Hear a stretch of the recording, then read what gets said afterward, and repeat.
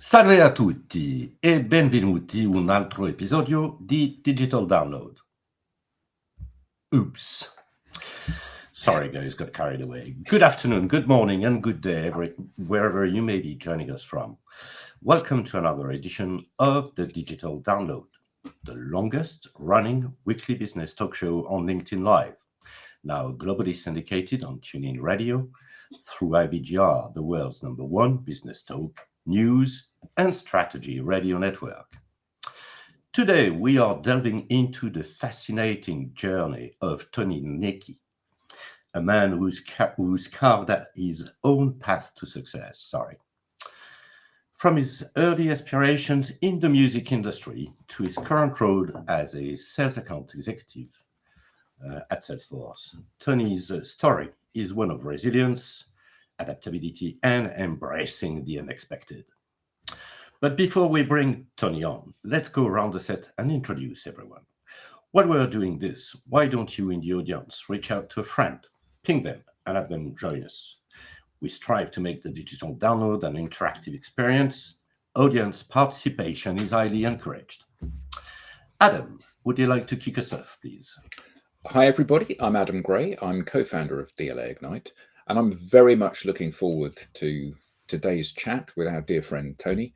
I always find that these weekly shows are fascinating because we cover such a diverse breadth of topics. You know, not just people's area of expertise, but what they talk about, what their passions are. You know, we've had everything from being entrepreneurial through to running your own worm farm on the digital download. And I just love the fact that the audience never know quite what they're going to get when they turn up. It's a little bit of fresh air in our week, I agree. Thanks Absolutely. for that, Adam. Tim. Thank you. Welcome, everybody. My name is Tim Hughes, and I'm the CEO and co-founder of DLA Ignite. And I'm also famous for writing the book, Social Selling Techniques to Influence Buyers and Changemakers. Thanks for that. Thanks, Tim. As I said, this week on the Digital Download, we'll speak with Tony. His journey is a testament of the power of perseverance, self-belief, and embracing the twists and turns of that life throws your way, or our way, sorry. His insights will inspire you to rethink your own career trajectory and discover new possibilities for growth and fulfillment. Let's bring him on. Tony, good morning and welcome. Yes, good afternoon. Yes, welcome. Tony, let's start by having you telling us a little bit more about you, your background, and what got you where you are today. Wow. First of all, thank you for the intro. I was thinking, who is this person they're speaking of? That's so exciting. But a bit about me. Tony Nneke, 45 years old, father of 3, married 16 years, and been my wife for 22 years. That's what I always say sometimes to customers, etc. But background, I'm a lover of music, always have been. I dabble in poetry, which I share on LinkedIn. Prior to that, I had aspirations of conquering the music industry. I say with a smile now, but I was very serious when I was 14, 15, 16. That was my goal. I was performing around London, writing lyrics, writing songs. I was in a group, and I learned a lot about myself in that phase of like just meeting new people, networking, but pushing stuff out there and not really having a plan, just kind of driven on impulse and passion of just wanting to do this and share what I believe was talent as well. Then there's a business side of it that I need to learn, so I better go uni, and realized there's some university courses on this, which surprised me, and that's actually where I met my wife. Ironically, I put a flyer for an event I was promoting in her car.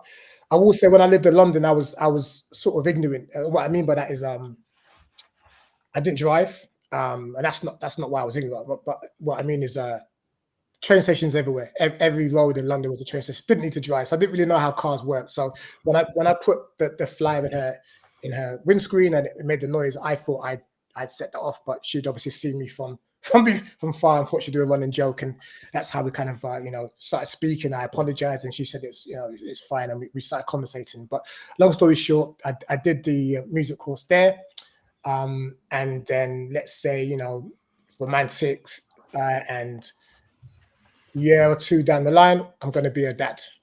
It's like, okay, I'm on student loans. I'm working part-time at Lidl's. I'm getting benefits for apartment I'm staying in London. I need to kind of really rethink this. Well, actually, not even rethink, think now what I'm doing. So I decided that I needed to embark on a professional career, or what I deem professional in terms of, I say, the corporate world, and less maverick, and see if I can kind of transfer any talents that I might have learned into the corporate world. And that's kind of what led me to where I am today, really. So when you talk about kind of navigating, I didn't have this master plan. It was just more, in my opinion, needing to do the right thing, follow my passion initially, and then it's like, okay, how can I do right for my soon-to-be child that's not asked to be here, and my girlfriend at the time, who's obviously now leaning on me, saying, well, do you have a plan? How do we do this? And convincing her that staying with me is the right thing to do as well. So that's kind of what led me here, and a little bit of my background and what I try to share on LinkedIn and people I speak to. Excellent. Well, thanks for that, Tony. Hi, David. Thank you for joining. Tony, let's start with a foundational question. What advice would you give to young professionals facing unexpected life changes that may disrupt their career plans?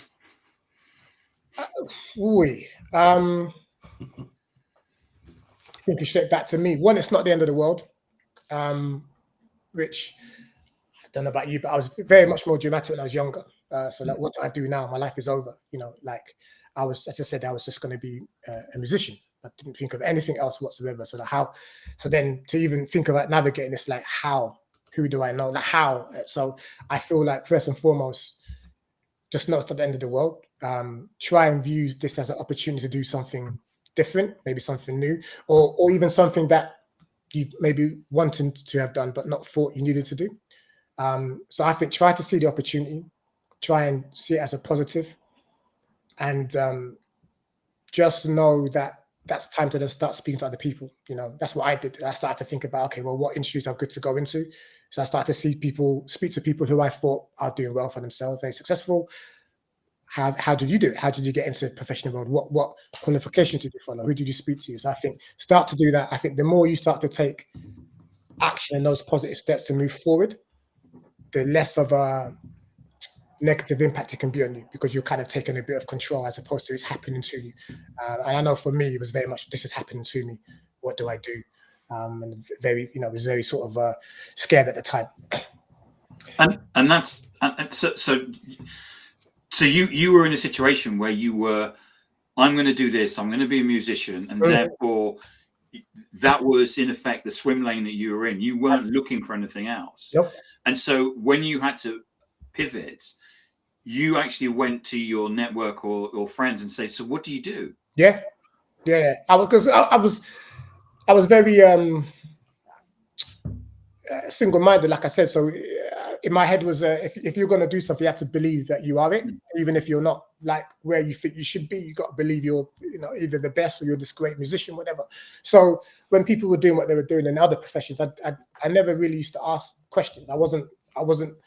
I didn't sort of want to know, because I'm like, well, I'm going to be an artist, so I just want to know you as a person, but I don't need to know about your job or what you do for a living. And so I just didn't really ask those type of questions. So when it then dawned on me that I might need to sort of navigate in a different direction, I started to ask questions, and it opened up my eyes to I'm gonna call it a whole new world, not to sound cliche, but you start to learn what they do, and it was like, wow, I didn't know this. I just used to hang out and maybe talk football, or I'll show my music to you, and I thought, what kind of person was I? I just didn't really ask them about what they're doing day to day. So I had to ask these questions, and by doing that, they advised me, oh, maybe we're going to go into IT, and then I learned there's whole different rafts of roles within IT and different professions and different companies, and it just opened up my eyes. So in one aspect, it forced me to dig a bit deeper into people and learn and build deeper connections than just what I liked. Well, one of the things that I find really interesting is how you have developed over the last couple of years as an individual. So, and I think that sharing your journey around this might be really helpful for other people that are facing, I guess, business challenges. Yeah. So you know, you're within a well-respected organization. You're doing really well. You've got a very clearly defined job role, and all of the stuff that defines you as a person. So the music, the poetry, the family man, the commitment to the people that you love, all of that stuff, you've kind of put that in a holdall and zipped it up and put it in the corner of the face that you show to the world. Yeah. And then, you know, you go on this journey of self-discovery, and all of a sudden you realize that those things that you thought weren't relevant are the very things that make you really attractive to people.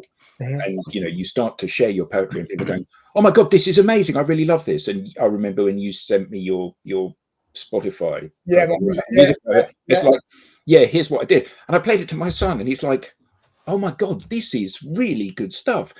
And that stuff that irrespective of where, I mean, and you're obviously very good at those things, but irrespective of whether you're good or bad at those things, they define you as a person, because those are the things that you choose to do rather than are forced to do. Yeah. So how does somebody that is in a role and wants to start to differentiate themselves, how do they bring those things that define them forward and start to share who they really are and all of the benefits that brings? That's a very good question. How? I think they need to think about the types of relationships they want to build with people, and that's whether it's colleagues or customers or just generally, right? Because and I know we said this before, Adam, but it's if you meet someone for the first time, how would you approach them? And then you want to, the more you can be yourself, then the more people will gravitate to you, hopefully, or the more of your clan, let's say, will gravitate to you, and you can start to be yourself. And the more you're yourself, then again, the deeper and the better conversations you have.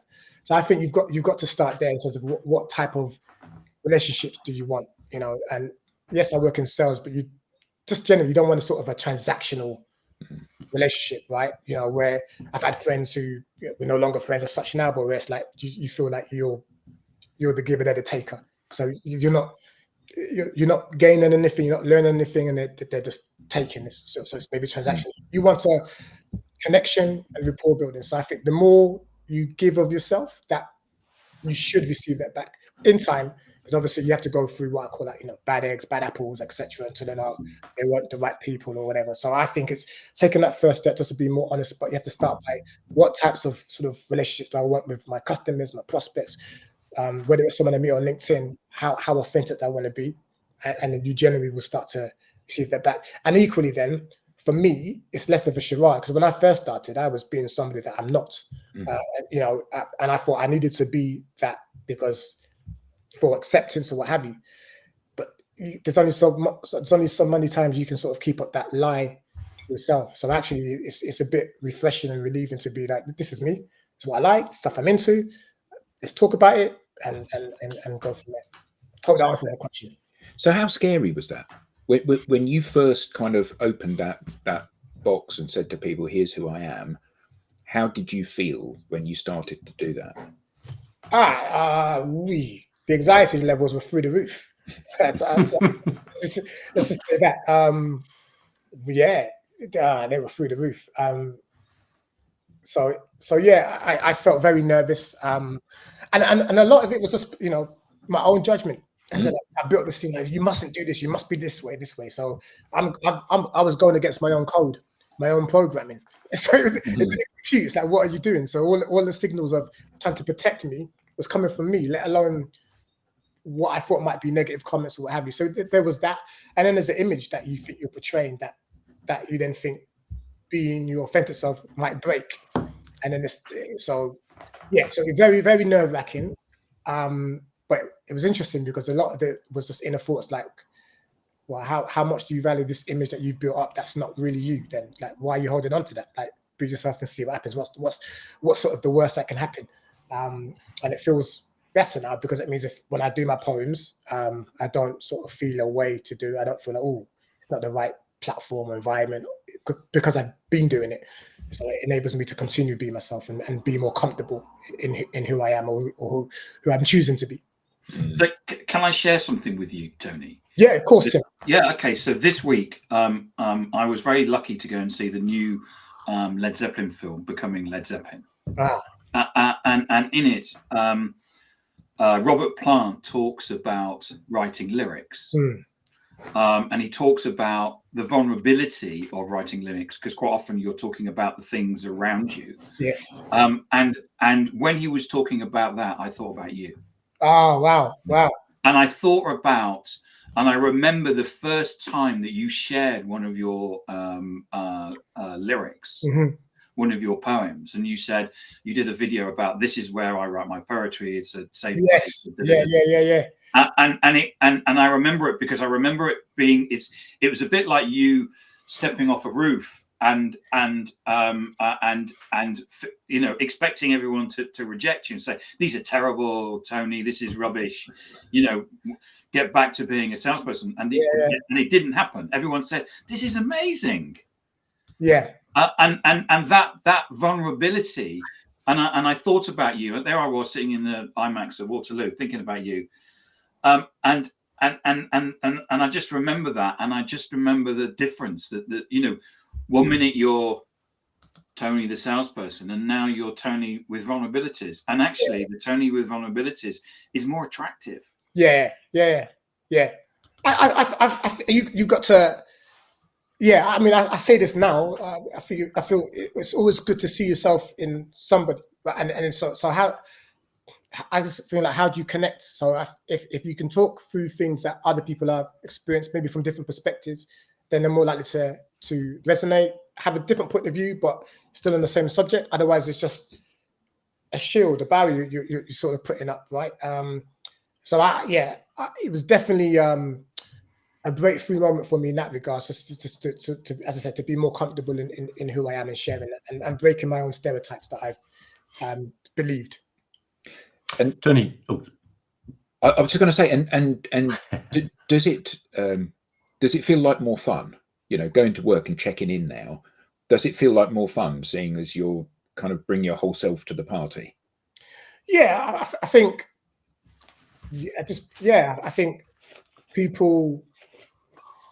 I feel like people know me more, or feel like they can make a connection more. Because my thing's always been, as I said, we've all got different stereotypes we keep in my head. So I've always had this thing, for whatever reason, of not being seen as approachable. You know, we can delve into why that is, but I've always sort of had this thing.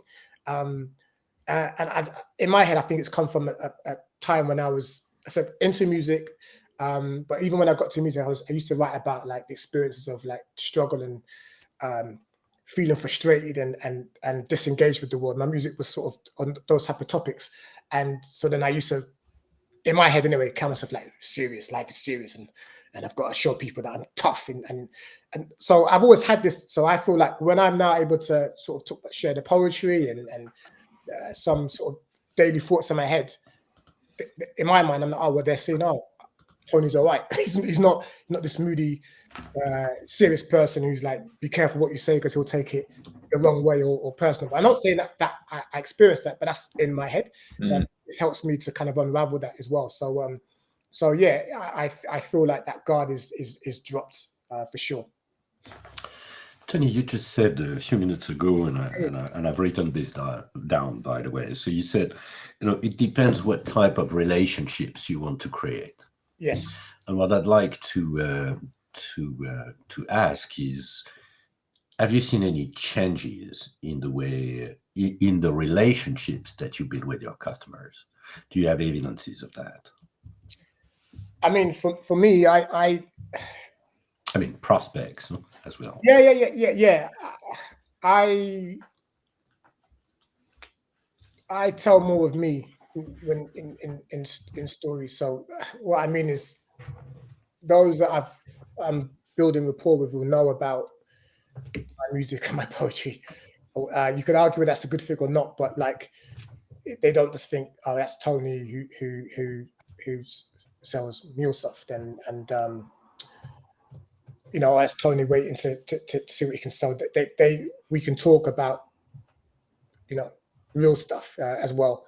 If they're comfortable to or not, but that's kind of the approach I have. So and I'm more comfortable doing that now, and I feel with that you learn about people and you connect, right? And I think it should be two-way. Yes, I know there's a process about what you're trying to sell, etc. But outside of that, you're talking to the person, and you want them to. Well, I hope anyway that they enjoy our conversations. Apart from sometimes you might have difficult conversations, obviously, about programs. But generally speaking, you want to look forward to speaking to somebody because you're giving up your time. So I try to bring more of me to that to make sure at least they have that as well as any value that I'm bringing to them. That's for them to decide. But that's so yeah. So I definitely see more of that.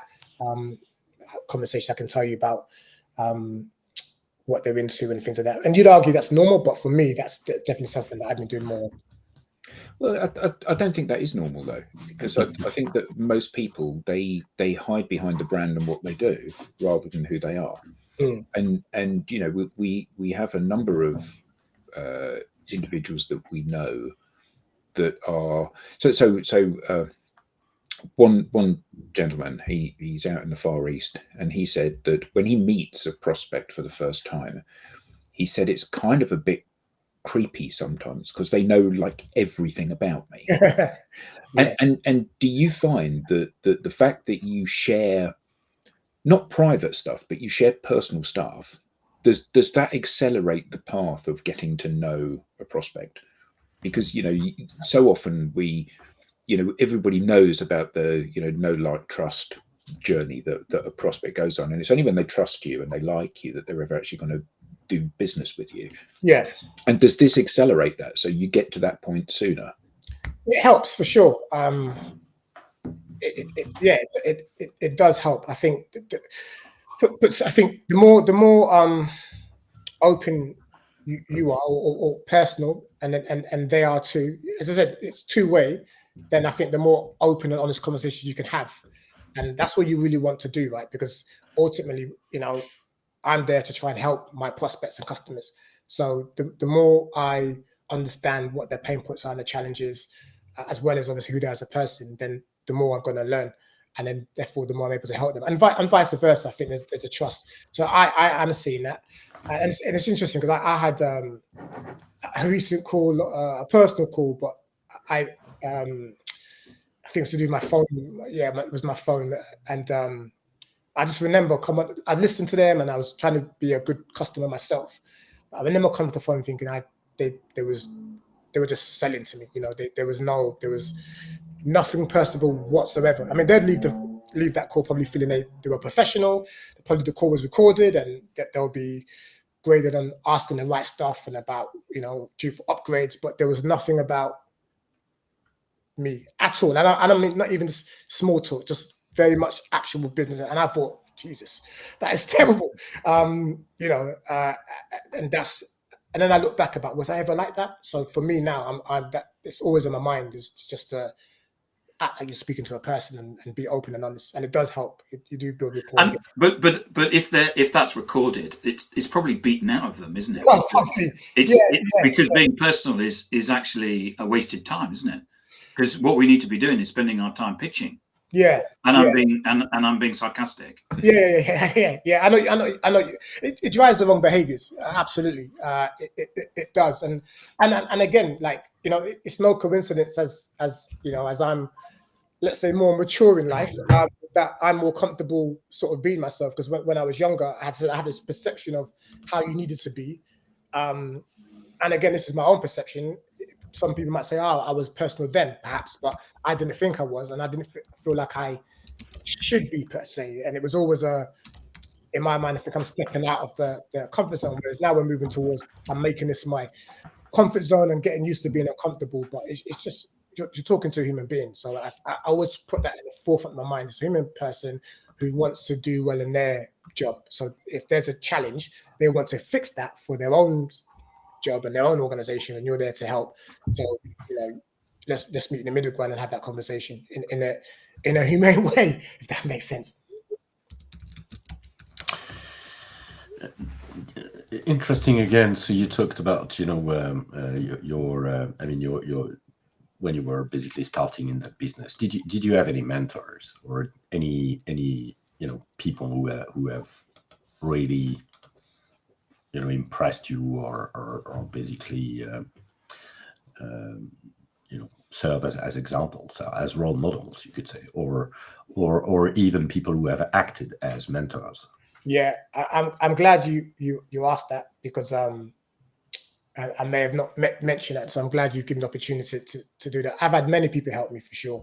Like when you talk about the unexpected path to success, and mine was, and it's all because people saw something in me that I just didn't see in myself. And I know that sounds cliche, but I think I've always been tenacious, and I've had people tell me that's a good thing, and then they've championed me. So I always say to people, and I think this was asked earlier about, someone starting out in a journey, seek out champions. And I know that's very difficult to do, but I've had many champions sort of give me advice on presentations, give me advice on obviously product knowledge, and also the best advice was be yourself.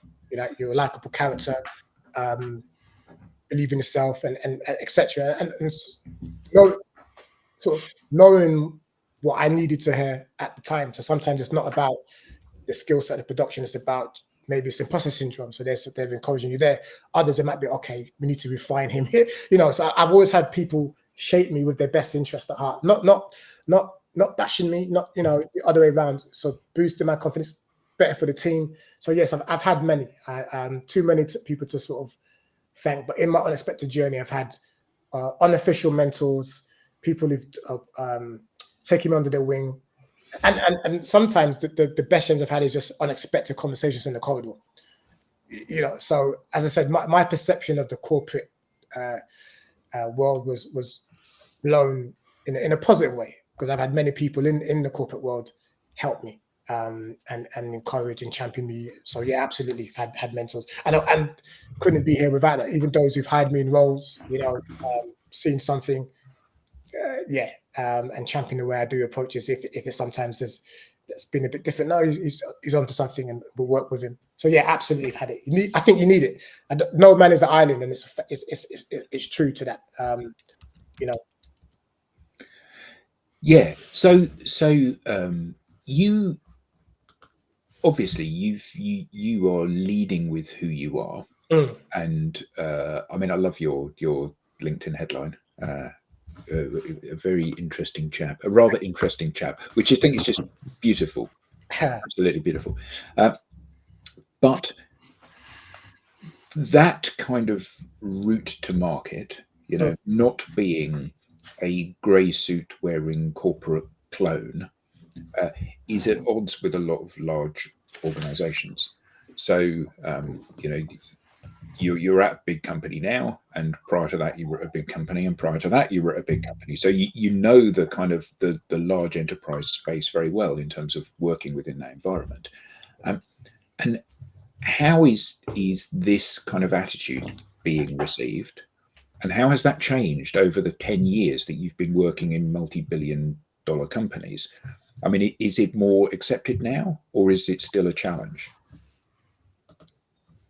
Great question. I think it's more accepted now. I think you've only got to go on LinkedIn as an example and see there's many sort of videos out there, from motivational talks to snippets, different approaches of how someone's articulating an event, case studies. So I think there's definitely more advocacy for ways to reach people, engage people, for sure.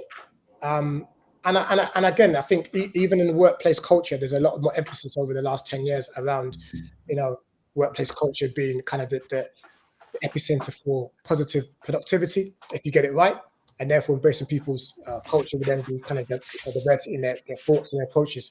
So I do see positive change in that space. I think what's interesting is the social selling is encouraged, but it's obviously still, in my opinion, at an individual layer, if that makes sense. So it's not, because not everyone's comfortable speaking, sharing their thoughts online, on video, or even just doing a sort of a personal post, so to speak, right? Yeah. And for different reasons. And some, as I said, don't see maybe that is professional. Some think, oh, maybe they don't think they're interested enough. I don't know. So I think you'll see that increase over the next sort of 2 to 3 years, I believe. The more there's positive reaction for, let's say, the so-called prospects. Because when I look from the customer base, they share a lot of their stories. You know, they'll share what they've done on the weekend. They'll talk about, they're at this event. They do it a lot. So, and the sellers, I think, are kind of catching on. But that's what I see. I see people who I follow on LinkedIn, and they are sharing a lot of what you deem as personal stuff. So I do think it's catching on, because I think people want to connect, and I think that the lockdown scenario, COVID, over the last sort of 4 years, accelerated that. I think for people, the idea of connecting and being more personable, showing up as who you are. Sort of life's too short. Going for what you want and leading on who you are. I think more people are attuned to that more than ever now. So there's definitely a conscious shift. I hope that answers your question. I kind of feel like I went on a tangent there, but certainly I do see. No, not at all. But I think that, you know, one of the things that we so, you know, we have to sell stuff as well. So one of the things that we sometimes get as a pushback is that, you know, my customers aren't on social, which clearly isn't the case, because everyone's on social. But perhaps more concerning is that people say, or on occasion people say, yeah, I don't engage with any personal content. I don't like to see personal content on a business network. I only engage with business content. And I mean, ironically, that seems not to be the case, because even the people that say that, you know, they're the ones that drop a like on a happy birthday or congratulations for your promotion or whatever. Yeah. But is that something that you're kind of struggling with, either internally or externally, you know, when you're engaging with people, that they find this a turn off rather than a turn on? If they, so I'm going to say no in the first instance. I mean, if they are, that's not sort of being made clear to me. So it's, you know, it's obviously if they turn off, they made, you know, you'd argue if you sort of do like a connect request and it's still pending, then maybe that's their way of saying, ooh, you know, if both rights, that's the turn off. You never know. But in terms of engagement, no, I said that. So I think people want to know people. So you know, it's like what everyone normally does, right? I'm sure you go on LinkedIn, you view someone's profile. So you want to know about where they worked, but you want to see if you know a little bit about them as a person automatically. So that's why I think the more you show yourself, then they get a sense of, I won't say familiarity, but just, they can decide if they want to engage, if they like that person. This was really generally what they do. He or she seems likable, and then they're open to kind of have conversations. So, you know, what I'll say to the statement around, I don't really respond to sort of personal content. I mean, that's their choice, right? But I know when I've been in meetings, which and it's throughout my career, where it's, you know, it's serious conversation and it's about challenges and, you know, and that stuff.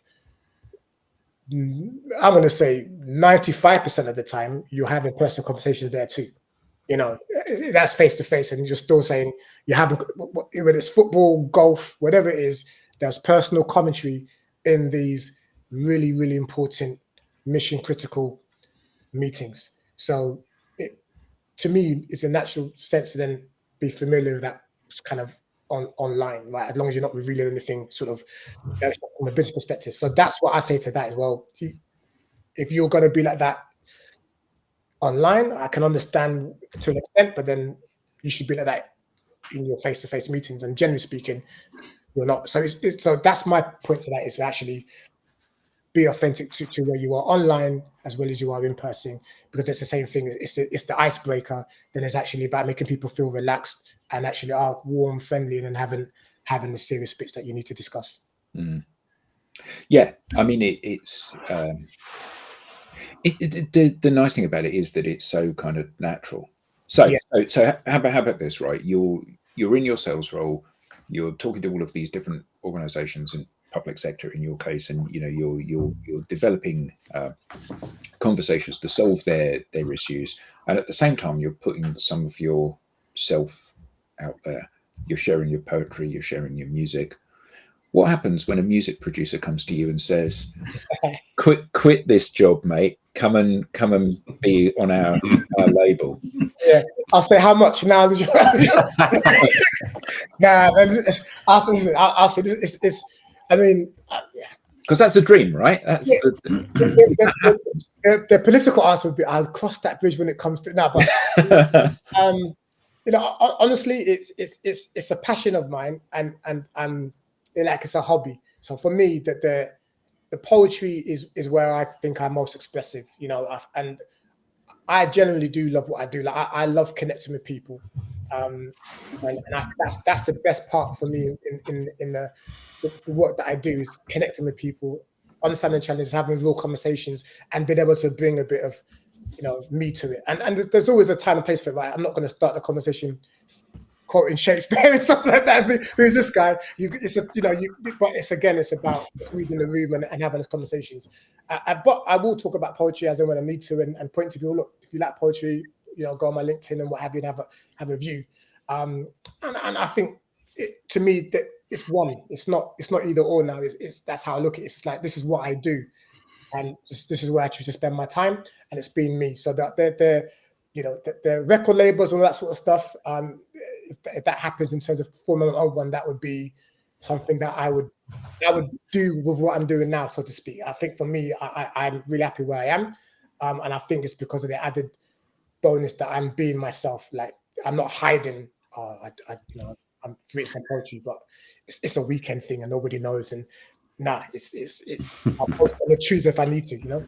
So I'm going to save you, Tony, from that question. I'm going to go back to what you were talking about before, about the fact that we've got, if someone says, I'm going to be myself in an analog face-to-face world, but when it comes to digital, I'm going to be something else. Yeah. Isn't there a certain amount of hypocrisy there? I mean, you could view it that way, but I understand. I speak from a personal point of view. It's fear of being judged, because if it's in person, you still feel like you're in control of it, because it's one-on-one or one to customer, depending on how many are present. So it's in that space. So even if worst case scenario, you share something about yourself and it didn't land and people didn't appreciate it, yes, you feel horrible. You feel, oh, that meeting didn't go well, but it sort of stays there. But once you share something personal online, you could have people who you don't know, potentially do a negative comment. You've got more eyes on you, maybe frowning upon it. So again, if a meeting goes not too well, unless it was terrible, it would spread like wildfire internally. But otherwise, it's sort of kept within the confinements. Maybe a manager will speak to you and work on what you can improve on. So it's safer in that regards to why people might do that. But online, it's almost open season to an extent. Or at least that's what the fear would make it feel like. So I can see why people would be more reserved in that regards, and that to me anyway, it's fear of judgment and the amount of eyes on it. So you start small, maybe you go in a safe place and base the sentiment that receives, and then you maybe do it again, and you realize, oh, there's maybe a consistent amount of people who maybe like what I'm doing. I'll do more. But the first step's always the hardest. So you've got to find something that you're comfortable revealing, and then the more you do it, then you'll reveal more if you need to. Thank you. So you said that you've had loads of mentors over the years that have helped you develop yourself and understand the value that you bring to the audience and how you are a special individual. Now, obviously, you are a black guy in a largely white corporate environment. Mm. And you're a fantastic role model for young ethnic minority or non-white people, or like Tim and me, we're cookie cutters of one another, and we represent the vast majority of people out there, which means that the workplace and the environment in which we operate in is a great deal duller than it needs to be. And people who are not like me are a breath of fresh air for me. The fact they bring a different perspective, different experiences, different passions and interests, rap music and poetry. I'm incredibly impressed, but it's not something that I've ever done or really had a great deal of interest in. Mm-hmm. So do you mentor young people? Because, you're an inspirational individual and people must look at you and go, I want to be like him one day. Mm. So do you mentor people? And if not, when are you going to? Because you need to, don't you? I want to be like Tony one day. Yeah, absolutely. I want to grow up to be like Tony. Yeah, I do. I meant I've let's say I wouldn't say in an unofficial capacity I do, if that makes sense. So in terms of if they've got my number, my phone, and then if we need to speak and they want to speak to me, they drop me a text and we have a conversation, and I'm there to offer advice, and if hopefully it resonates. So I have done that, should I say? But in terms of like an official capacity where I'm meeting people once a week or a month, no, it's more ad hoc. So I try to give my time to those who might approach me and say, can I have a conversation? Then I will. So if you want to call that mentoring, I've done that or do that, should I say? I think it's important to reach out to people, and also just on a point, I think it's weird because I don't like to sort of view myself as a role model, so to speak. But if I am, I would say it would be to any.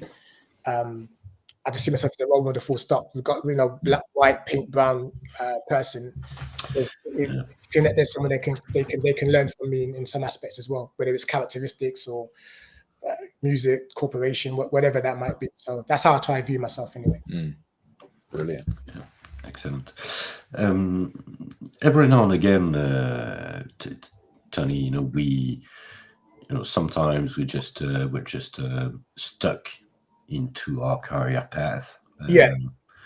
We've got to the end of that. So, but then at the same time, it's not that easy to change. Well, it takes some effort, or at least some thinking to and also action. So, do you have advices of people who would feel stuck in their career path?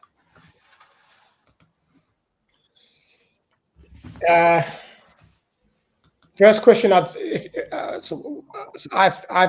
been there where I've been stuck, and so first thing is have an honest conversation with yourself and say, why do you feel stuck? What is it? Is it the job? Is it obviously you think you should be further along in the job? Is it the pay? Is it the environment? Is it a specific person? Or is it actually none of the above and you're just not doing what you wanted to do? So I think that would be my advice to somebody there, like why. Try and identify, and then it might be because once you've recognized that and you realize, so for example, okay, I'm doing sales and IT, but actually I want to be a tennis player. Different worlds, but then once I've understood that, then I can maybe navigate and find out, okay, well, who knows to speak to about coaching or getting into that?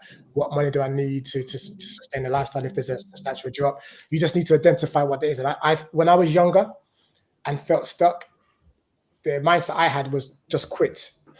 But quit to where? So I'm leaving stuck to be stuck. So you just kind of need to understand what it is. So once you understood the why, I would say change is sort of easy. Now, there's barriers we put in our minds, like, oh, well, no, I can't leave. But you technically can. You just have to plan it well. So you go look for somewhere else. You speak to different guys to get mentorship to say, well, actually, is it within the business? Is it a new job? So you need to understand why first. And if it's actually all you could change some of that. You could change maybe how you navigate with someone that you don't get along with. Maybe have more of an honest conversation with your manager, get a mentor, and then people can start to guide you in how to work. So you need to understand why you're stuck. I think many people feel stuck, kind of, And they quit. yeah, they quit or they let it become them. They don't do anything about it as such, really. They just kind of continue to moan, which I've done in the past as well. And from that perspective, what part continuous learning is kind of, one of the dimensions of that? The continuous learning, I said this the other day, you've got to have your own sort of moral code, right? So like when you anything you're doing, you need to sort of know why you're doing it and what you want to get from it. So that the moment you're not getting that, there's your signal like, oh.